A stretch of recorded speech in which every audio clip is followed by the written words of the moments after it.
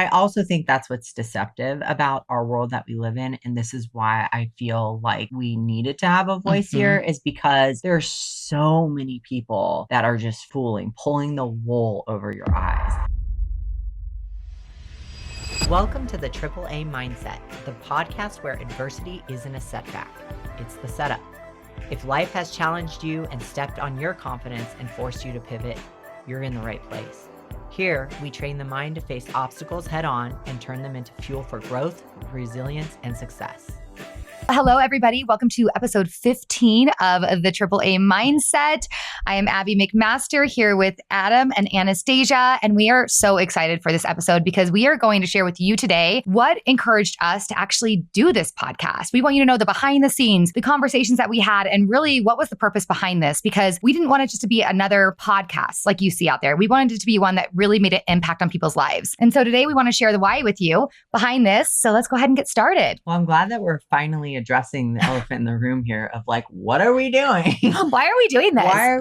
We just started off with the sumo wrestling story. We just went right to it. We just try to entice you and get you in. We knew that would get you. Yeah. And honestly, all three of us have been through a lot. Obviously, we've shared with you our trials and tribulations, and we are also coaches in one form or another, right? And I think that kind of called upon us to really just try to reach more people here. For me, a big draw to doing this is to reach more people than I may have originally through my coaching and fitness space. And also in a time where people are really struggling mentally, there seems to be lots of confusion going on in our world and in our country and lots of division. This really is a chance for us to kind of bring people together through, no matter what you're going through, we can try to help you face that adversity. And I think that that's a big draw for me. Definitely. I would say for me, I've been asked for years, why don't you do a podcast? And I really do feel like who you do a podcast with actually really matters. Like you have to make sure that you're on the same page. You kind of have the same mentality. And so I knew that was something I didn't want to just do individually. And so when they came to me with this idea of, hey, let's do this podcast together, I was like an immediate yes, because I thought we all have the same mentality,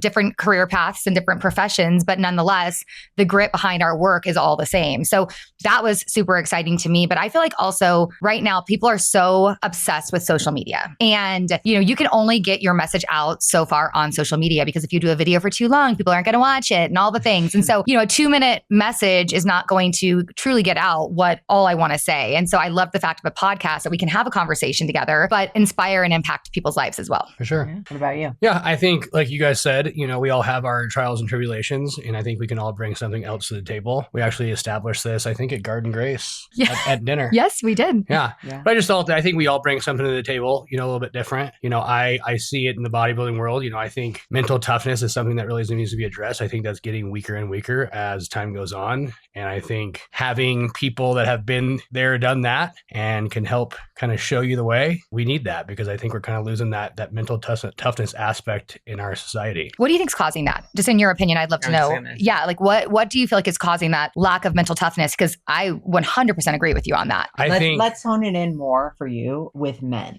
Right. Specifically in this low T era. Super low T. Like that's actually a thing, is like literal low T. Mm-hmm. Like a lot of guys just have low testosterone and they don't even know it. And that is a factor right there. Mm-hmm. I think environmental factors. I think the foods we eat, you'll see young kids coming back with low testosterone.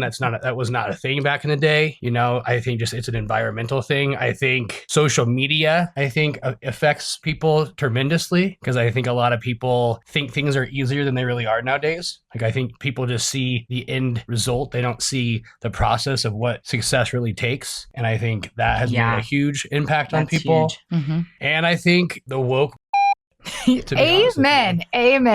Yeah. On that one. What would you say? Yeah, I was just going to piggyback on that. I think that we're, in a world of instant gratification, and we automatically see, I'll speak to the bodybuilding world or the fitness world, is you see a fitness influencer that's already got this great body, but you didn't see the 10 years of work that it took to get there, or the discipline that it takes in the kitchen, or, when they go out on social events, that they're avoiding things. And that's the misconception. And I think that's made people sort of just totally not naive, but like just totally misinformed about the process. And that's missing the point, because obviously social media and having all this access to all these online databases and things like that and websites, it's information overload, but it's actually sometimes doing us a disservice than it is actually helping us. And I feel like that is a factor for sure. Oh, definitely. I think social media is one of the hugest things. I think that's affecting it big time. I would say I see people all the time who I know they have so much potential, but they see people online and they don't think they can do it because they think everyone else, it just must have come easy for them. And it's so sad. That's why I'm actually starting a coaching program where I want to dig in and help people like pull out the best in themselves and realize that they can do it. I think, you see these people on TikTok, for instance, and they're on these live. Have you seen these lives on TikTok? Yeah. Oh, see, I don't do the TikTok. Okay. Well, it's a whole nother world. It's like I don't do the TikTok. It's a whole nother galaxy. Get in the lives of TikTok. I've seen them. It's a whole other galaxy of it's wild. And seeing people that are getting on there and then they think, oh, the easiest way to like go make money maybe is just to go do a live on TikTok. And they think it's easy and they don't see the work people put behind it. But I don't know. The TikTok world is like blowing my mind right now. That's the bodybuilding world too. Like, that's the same with people with coaching. Cool. Thanks. Appreciate it. Oh, sorry. She loves that. I wanted to, agree with yes. It is true. I kind of lost my train of thought, this to be is honest in the with you. bodybuilding world. Oh, I actually forgot. I completely lost my train of thought. He needs some focus right now. I love when my wife interrupts Sorry. me. It's my so favorite what you thing. were saying is that people think that it's easy to just get on a live and do that. Yeah, like you'll see people at my gym that I work out at, and they've done like one show, and they got a whole production studio following them into the gym. And it's like, what is happening here? Like, they're more concerned about, that kind of stuff than actually being good at bodybuilding. It's absolutely wild. It's actually terrifying to me. It's actually, it's happening at such a like radical pace right now that it is actually terrifying me the direction we're going to go. I call it delusional narcissism. It really is. It's absolutely crazy. And the problem is that even for a lot of people that I know that are in the coaching world, right? I know who they really are. I know their background. I actually know them as a person, but yet they're out there trying to coach people. And I'm like, wait, what? They don't have the credibility behind them to do that at all. But because they think that they can, they're going to put it out there on social media and people just follow that. And it's like, if you're going to follow a coach in bodybuilding or a business coach or a mindset coach or whatever, you better just expect, or I guess not even expect, you should make sure that they have the same mindset that you have, like that they are living the life that you want to be living. And otherwise the relationship won't work. Like if you think one way and the client thinks the other way, there's just going to be conflicting views and it's just never going to work. Thank you. Anastasia to talk. Yes, you may. Thank you for raising your hand. You're going to get in trouble. Jeez. Do we need to change seats? Should I sit in the middle? But I think it's a thing. Like this is a continuous thing. Well, I just wanted to. Sorry, we'll keep our marital issues off camera. That'll be another episode. Yes, but I also think that that's what's deceptive about our world that we live in, and this is why I feel like we needed to have a voice here, is because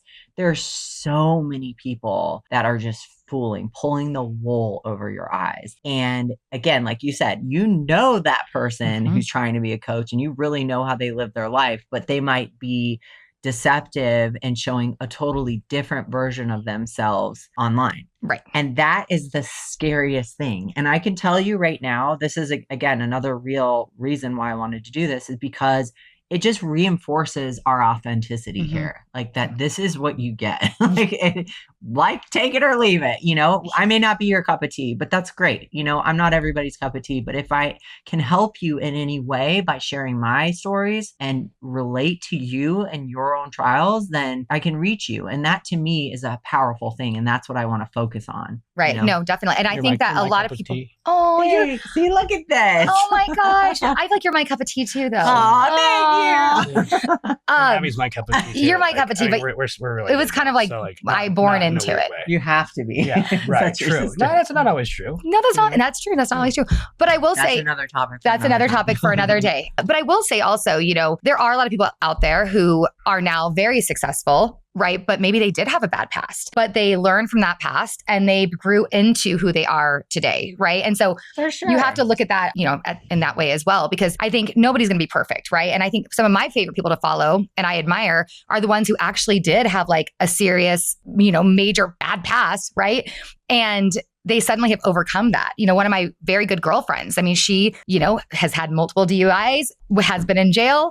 And I'll tell you what, that girl is like incredible now, like learned through it, grew through it. And she's one of my favorite people ever because of that reason. I always say your message is your message. So that's another reason to emphasize, like in a world where, we're kind of in this trust recession with everything being AI, you DM somebody and then you get this auto reply. It's super robotic. It's kind of weird that having that authenticity and showing that, hey, we're not perfect, because that's the other thing that going along with social media or TikTok or all these other things is that you see everybody has their perfectly placed, setup in their camera and their aesthetic background and this and that. And that's just not real life. And I think that it's really important to understand that like people screw up and like people are going through hard times, and to not be ashamed of those things, but to bring those to the forefront, because guess what? You're not alone. There's a lot of other people that have had DUIs. There's a lot of other people that have grown weed in their basement to make money. I mean, right? Go back to the episodes. Go back. Watch that. If Anastasia's episodes, go watch that. That's another story for another day. But what I'm saying, everybody's had their things. And if you can't be truthful about that, or you're trying to hide that, then I think eventually people are going to see through that.